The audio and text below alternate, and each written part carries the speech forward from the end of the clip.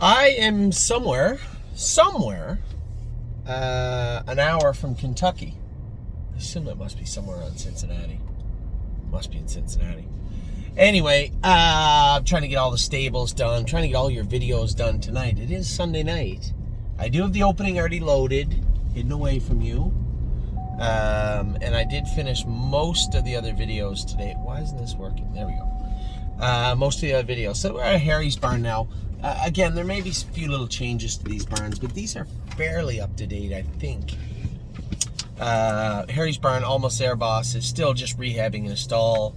I want to give him a good 6 weeks because he did have a shadow in the knee when they x-rayed him and just little things. Most important thing was taking those chips out. They're out when the sutures come out. I suppose they can walk him a bit. But I would like to have him stand pretty much for 6 weeks and then hit the field. Probably in the past, I think it's been best if we jog them for 3 or 4 days before we turn them out, just to take, as I said, some of the starch out of their underwear. They don't flip out. So almost there, boss. Just rehabbing right now. Brave World, somebody said, where's Brave World at? Well, I don't know. He won last week. We decided we were going to give him a week off, if that's okay. He's been having a pretty good year for us. Ended up being a pretty good horse for us overall. So Brave World is off until next week. Don't believe me, just watch. We'll start on Lasix as soon as it. Geez, we had a lot of horses had to go on Lasix, eh? And we had Unbeatable Camp race day. He did bleed a little bit, so he's all done for the season. It's hard to believe a horse that raced so good, and somebody said, well, geez, there's a lot of bleeders. Well, when you have a horse that trots in 54-2 last quarter and 28-3, maybe don't check. Maybe it's that not as many people check. Would you check? If you had a trotter that just trotted in 54-3, fastest mile of his life, 28-3, seemingly just beat fair and square by good horses, would you check? We did, and he did bleed.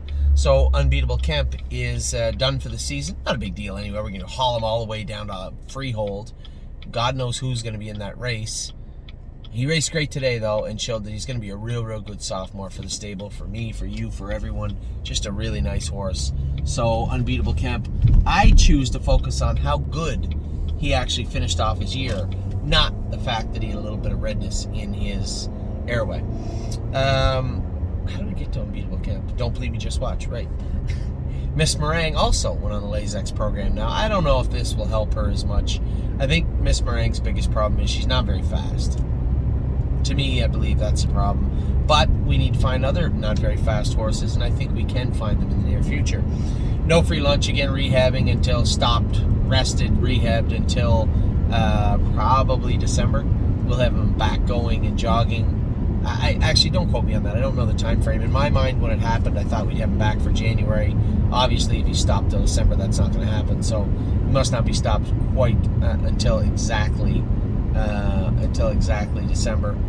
I will double check the math on that, but I have every intention of racing him this winter, so that is the most important thing. Tioga Sunshine,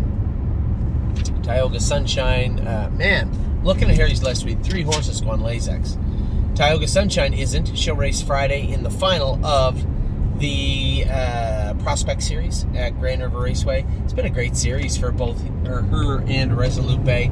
Horses that really weren't quite close and weren't quite good enough for the grassroots even. They were good enough for the grassroots in like Hanover, Clinton, Leamington, or Kawartha, smaller places. But when it came to getting to Mohawk, right? Prospect Series is a better fit for them. So both of them will finish off their year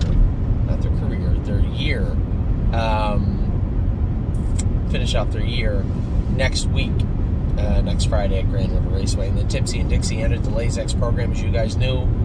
I think, as I said, we need to address this in 2021 for 2022 especially. Whether it's talking about the horses we're selling or why we're selling them or what we're doing, what we really need to do is also focus on and this really stems one part and parcel with the other, what did work, what didn't work, what's not working, how do we fix it, what does that look like? And I think that's the most important thing we need to do moving forward. We had a lot of horses enter the Lasix program August and September. Is there a way to stem that tide? Is there a way to mitigate that issue? There has to be. I'm sure there is. I think I already know the answer. So we just need to be a little more careful in the summer. So Tipsy and Dixie also has entered the Lasix program. She had more than enough points to get her into the grassroots semifinals. So that won't be a problem. She should be a little better, actually, now that she does have a little Lasix. Does get 2 weeks in between. We'll see how that looks in the semifinals and finals. But for right now, Tipsy will race